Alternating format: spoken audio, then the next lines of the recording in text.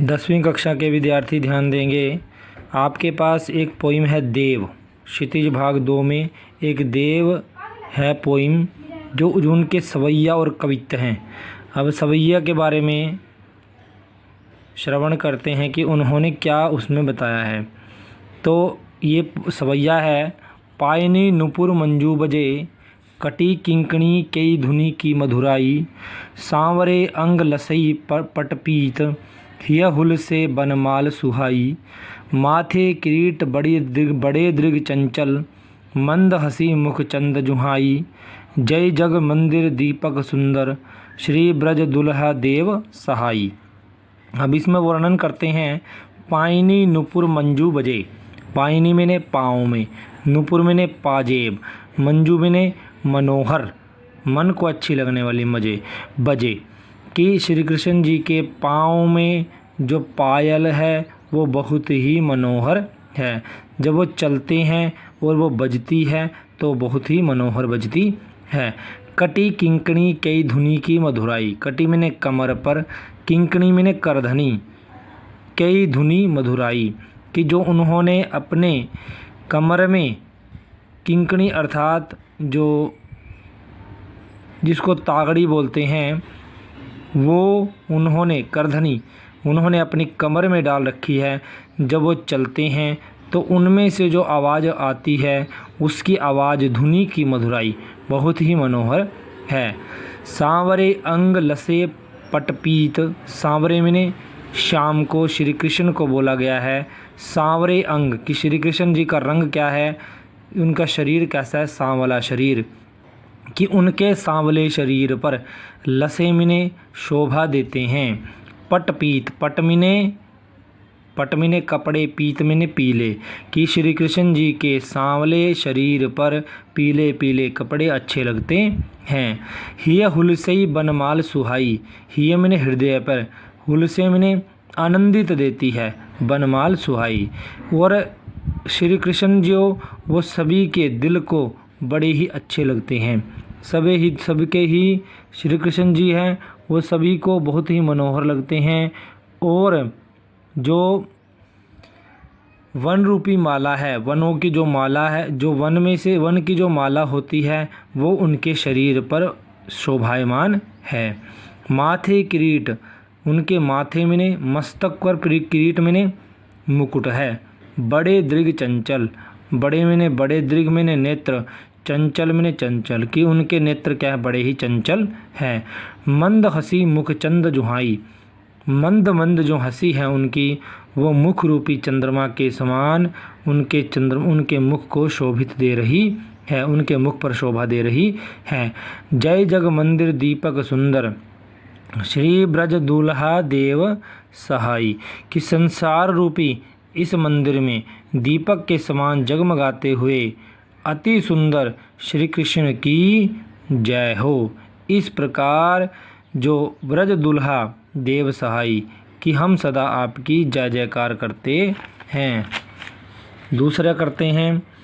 डार द्रुम पल ना बिछोना नव पल्लव के, सुमन झिंगूला सोहे तन छवि भारी दे, पवन झुलावे के की कीर बरतावे देव, कोकिल हलावे हुलसावे कर तारी दे, पूरित पराग सो उतारो करई राई नोन, कंजकली नायिका लतान सिर डा सारी दे, मदन महीप जू को बालक बसंत ताही, प्रातः ही जगावत गुलाब चटकारी दे, डार द्रुम पलना बिछोना नव पल्लव के।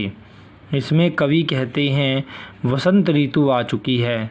वसंत ऋतु का इसमें वर्णन किया गया है कि वसंत ऋतु आ चुकी है।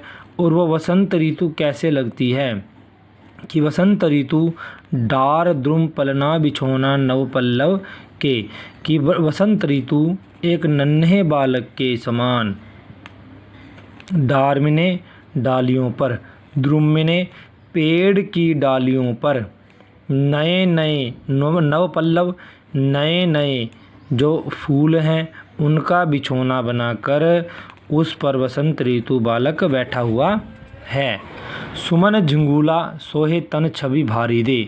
सुमन में फूल, झिंगूला में झबला सोहे मिने अच्छे लगते हैं। तन छवि भारी दे कि जो फूलों का झबला होता है, ढीला ढाला झबला है उसके शरीर पर, किसके, वसंत ऋतु के शरीर पर वो जो फूलों का झबला है, अर्थात जो नए नए फूल जो लताओं के ऊपर लगे हुए हैं, पेड़ों के ऊपर लगे हुए हैं, तो वो ऐसा लगता है कि जैसे वसंत ऋतु के शरीर पर शोभा दे रहे हों। पवन झुलावे, पर जब फूल हिलते हैं तो ऐसा लगता है कि पवन उन्हें झुला रहे हैं, यानी जब तो केकी कीर बरतावे, जो पलना है उस पलने की बात कर रहे हैं कि जब वो पवन चलती है तो ऐसा लगता है, जब फूल हिलते हैं तो ऐसा लगता है कि जैसे वसंत ऋतु उस फूलों के अंदर बैठा हुआ है, उस नए नए पत्तों के ऊपर बैठा हुआ है और पवन उसे झुलाता है, तो ऐसा लगता है कि वो झूला झुला रहे हों। केकी कीर बरतावे, तोता और मोर वहाँ पर क्या करते हैं, अपनी वाणी के द्वारा, कुहू कुहू ची ची के द्वारा वो सारे उसको वातावरण को अच्छा बना देते हैं। कोकिल हलावे हुलसावे कर तारी दे, और कोयल क्या करते हैं, कोयल उसे हिलाती है और खुशी प्रदान करती है। कोयल उसके पलने को हिलाती है और तालियां बजा बजा कर खुशी प्रदान करती है। कोकिल हलावे, कोई कोयल भी जब डाली पर बैठती है तो ऐसा लगता है कि जैसे झूले को हिला रही हो, और तारी दे, और तालियों के द्वारा उसे प्रसन्न करती है। पूरित पराग सो उतारो करई राई नोन, कंजकली नायिका लतान सिर सारी दे। तो कंजकली, कंजकली में कंजकली की कमल रूपी जो नायिका है, अर्थात इसमें कंजकली का तात्पर्य है कि कमल की कली जो नायिका है, ऐसा लगता है कि वो अपने सिर पर सिर पर साड़ी को रखकर पूरित पराग की जो फूल हैं वो पूर्ण हो चुके हैं, उन फूलों के द्वारा सो उतारे करे राइनोन, कि वो उस वसंत की नज़र उतार रहे हैं। जिस प्रकार घरों में हमारी माताएं अनेक तरह के टोने टोटके राई के टोने टोटके कर बच्चों की नज़र उतारते हैं, तो इसी प्रकार कमल की कली रूपी नायिका उस वसंत की नज़र उतार रहे हैं। मदन महीप जू को बालक बसंत ताही, प्रातः जगावत गुलाब चटकारी दे। मदन महीप की मदन रूपी कामदेव रूपी राजा, कामदेव रूपी की वसंत रूपी कामदेव महाराज का बालक है। यह वसंत कामदेव महाराज का बालक है, जिसे प्रातः होते ही गुलाब चुटकियों के द्वारा जगा देते हैं। मदन महीप मैंने कि वसंत, मदन मिने कामदेव, वसंत मिने राजा, कि यह वसंत कामदेव महाराज का बालक है। तो जिस प्रकार गुलाब, ऐसा लगता है कि जैसे गुलाब चुटकियों के द्वारा उसे जगाता हो। आगे चलते हैं। फटिक सिलानी सो सुधार्यो सुधा मंदिर, उदधी दधी को सो अधिकाई उमगे अमंद, बाहर ते भीतर लो भीति न दिखाई देव, दूध को सो फैन फैल्यो आंगन फरस बंद।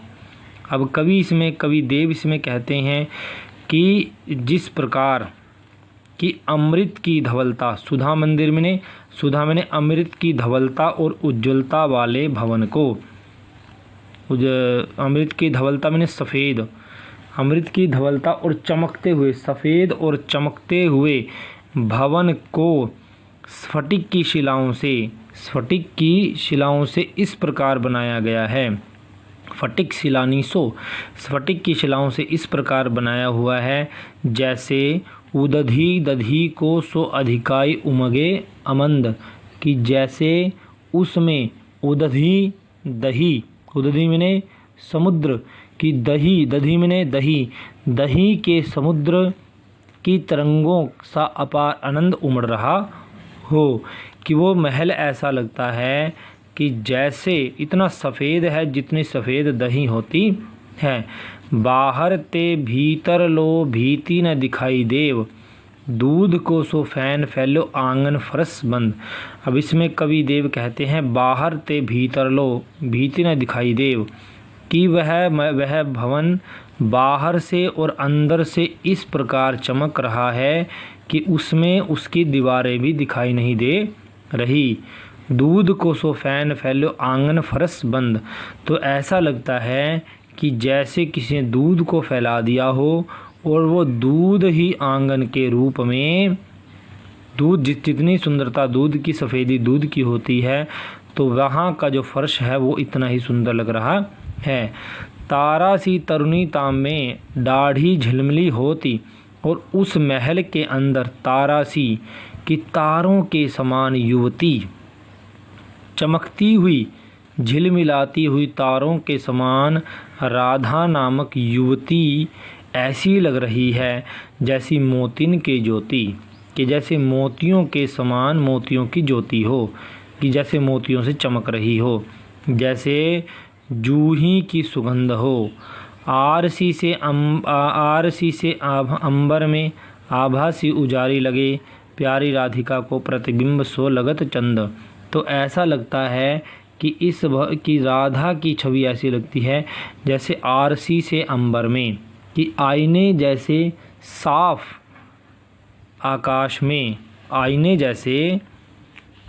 जैसे स्वच्छ आकाश में राधा का रंग ऐसा फैल रहा है कि इसके कारण चंद्रमा राधा का प्रतिबिंब लगता है। ऐसा लगता है कि जैसे ऐसा लगता है कि जैसे चंद्रमा स्वयं राधा से प्रभावित हो, या राधा की ही एक अलग से कॉपी हो।